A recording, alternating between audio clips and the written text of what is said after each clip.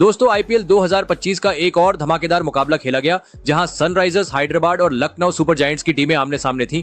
ये मैच सिर्फ एक मुकाबला नहीं बल्कि रोमांच, थ्रिल, ड्रामा और जबरदस्त टक्कर से भरा एक ब्लॉकबस्टर था। शुरुआत में एलएसजी ने पूरे मैच पर दबदबा बना लिया था। ऐसा लग रहा था कि वो आसानी से जीत जाएंगे, लेकिन फिर एसआरएच ने ऐसा जबरदस्त कमबैक किया कि मैच का पूरा पासा ही पलट गया। जैसे जैसे आखिरी ओवर नजदीक आता गया, मैच का रोमांच चरम पर पहुंच गया। तो दोस्तों आज की इस वीडियो में हम आपको इस हाई वोल्टेज मुकाबले का पूरा हाइलाइट्स दिखाने वाले हैं, जहां आपको हर बड़े मोमेंट, हर चौके छक्के और हर विकेट का पूरा एनालिसिस मिलेगा।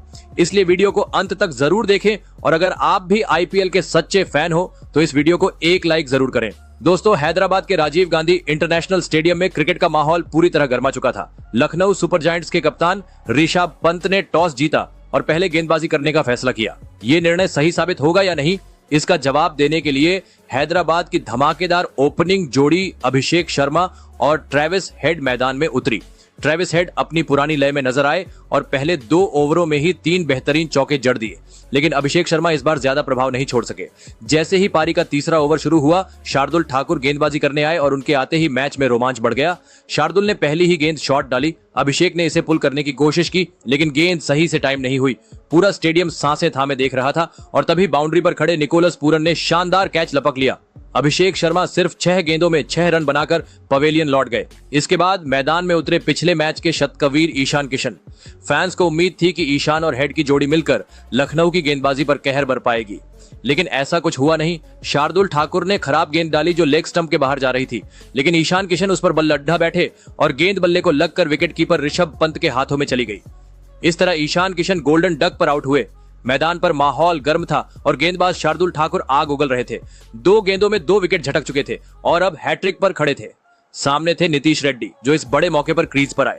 शार्दुल ने पूरी ताकत से एक घातक यॉर्कर फेंका, लेकिन रेड्डी ने पूरी एकाग्रता से उसे खेल लिया और हैट्रिक टल गई।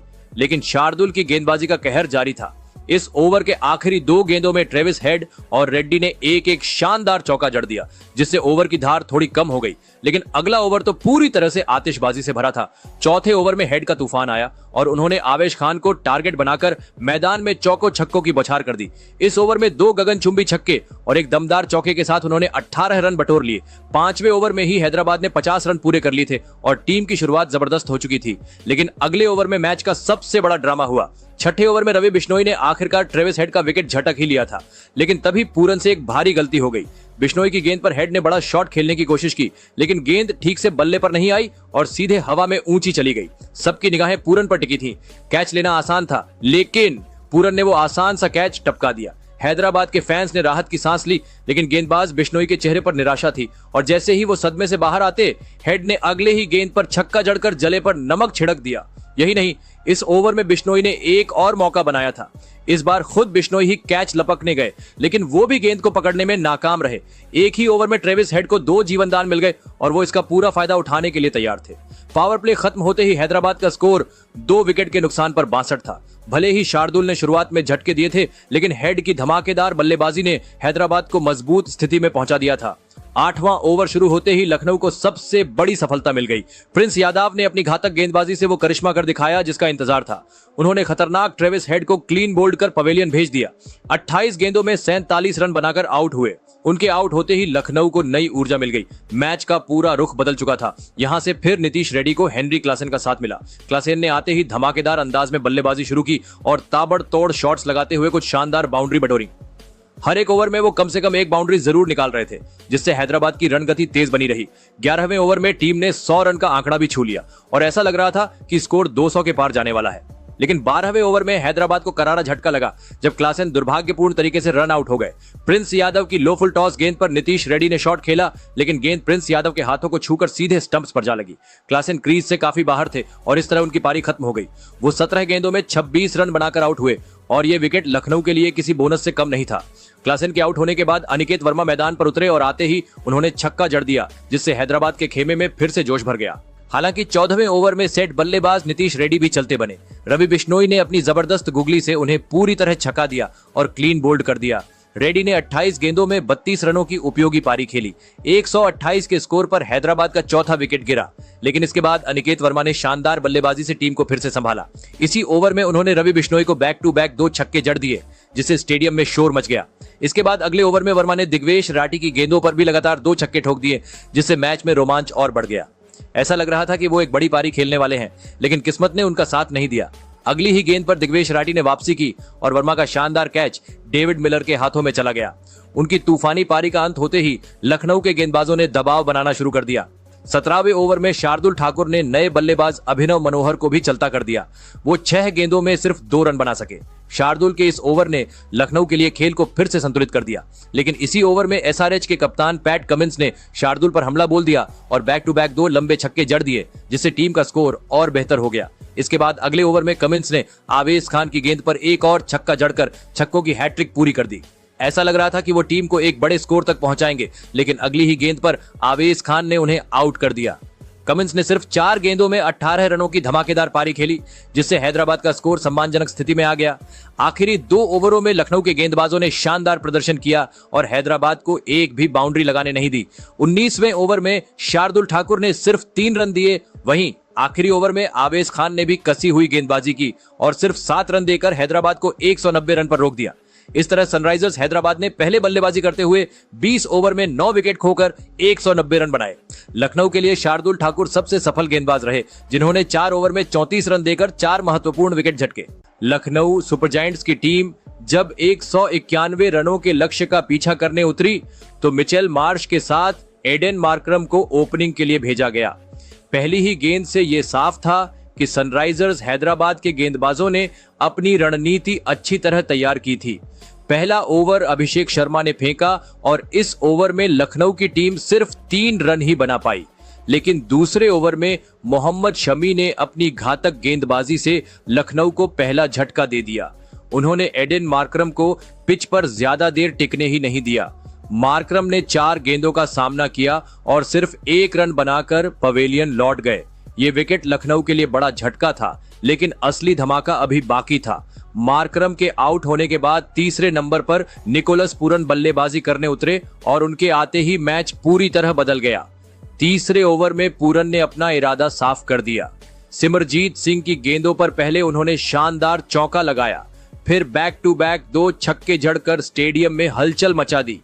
उनकी आक्रामक बल्लेबाजी देखकर मिचेल मार्श भी पीछे नहीं रहे। चौथे ओवर में उन्होंने मोहम्मद शमी को आक्रामक अंदाज में खेला और 2 जबरदस्त छक्के ठोक दिए। वहीं पूरन ने भी इस ओवर में एक शानदार चौका जड़ दिया। देखते ही देखते लखनऊ के 50 रन पूरे हो गए, लेकिन दोनों बल्लेबाजों का तूफान अभी थमा नहीं था। 5वें ओवर में मिचेल मार्श ने अभिषेक शर्मा की गेंद पर शानदार चौका लगाया और इसके बाद पूरन ने एक बार फिर बैक टू बैक 2 लंबे लंबे छक्के जड़ दिए। पूरी तरह आक्रामक खेलते हुए पूरन ने हैदराबाद के कप्तान पैट कमिंस को भी नहीं बख्शा। 6ठे ओवर में उन्होंने कमिंस की गेंदों पर लगातार 2 चौके जमाए। पावर प्ले के खत्म होते ही लखनऊ का स्कोर 1 विकेट के नुकसान पर 77 रन हो चुका था। ये किसी भी टीम के लिए एक जबरदस्त शुरुआत थी, खासकर 191 रन के बड़े लक्ष्य का पीछा करते हुए। पावर प्ले खत्म होने के बाद 7वें ओवर में हैदराबाद की टीम ने अपने इंपैक्ट प्लेयर एडम जंपा को गेंदबाजी के लिए बुलाया, लेकिन पूरन तो आज किसी और ही अंदाज में थे। जंपा की पहली ही गेंद पर उन्होंने एक जोरदार छक्का लगाया और अगली 2 गेंदों पर चौका और फिर एक और छक्का ठोककर अपनी अर्धशतकीय पारी पूरी कर ली। पूरन ने सिर्फ 18 गेंदों में 50 रन बना डाले। इस दौरान मिचेल मार्श और पूरन के बीच जबरदस्त तालमेल देखने को मिला। दोनों ने मिलकर सिर्फ 37 गेंदों में 100 रनों की साझेदारी पूरी कर ली। ये मैच पूरी तरह से लखनऊ की पकड़ में आ चुका था और ऐसा लग रहा था कि एसआरएच की टीम के लिए अब वापसी करना बेहद मुश्किल होगा। पूरन और मार्श की ये साझेदारी मैच को पूरी तरह से एक तरफा बना रही थी। लखनऊ सुपर जायंट्स की टीम जब जबरदस्त लय में दिख रही थी, तभी 9वें ओवर में एसआरएच के कप्तान पैट कमिंस ने अपनी टीम को बड़ी सफलता दिलाई। पैट कमिंस का धमाका, पूरन और मार्श की तूफानी पारियों का अंत लखनऊ सुपर जायंट्स की टीम जब जबरदस्त लय में दिख रही थी, तभी 9वें ओवर में एसआरएच के कप्तान पट कमिंस ने अपनी टीम को बड़ी सफलता दिलाई। कमिंस ने एक फुल लेंथ गेंद फेंकी जिस पर निकोलस पूरन पूरी तरह चकमा खा गए। गेंद उनके पैड्स पर जा लगी और अंपायर ने बिना देर किए उंगली उठा दी। पूरन ने तुरंत डीआरएस लिया, लेकिन रीप्ले में साफ दिखा कि गेंद स्टंप्स पर लग रही थी। अंपायर का फैसला बरकरार रहा और पूरन को पवेलियन लौटना पड़ा। हालांकि पूरन की ये पारी किसी सुनामी से कम नहीं थी।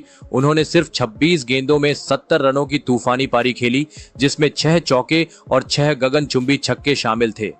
पूरन के आउट होते ही लखनऊ के कप्तान ऋषभ पंत मैदान पर उतरे, लेकिन मिचेल मार्श अभी भी आक्रामक अंदाज में खेल रहे थे।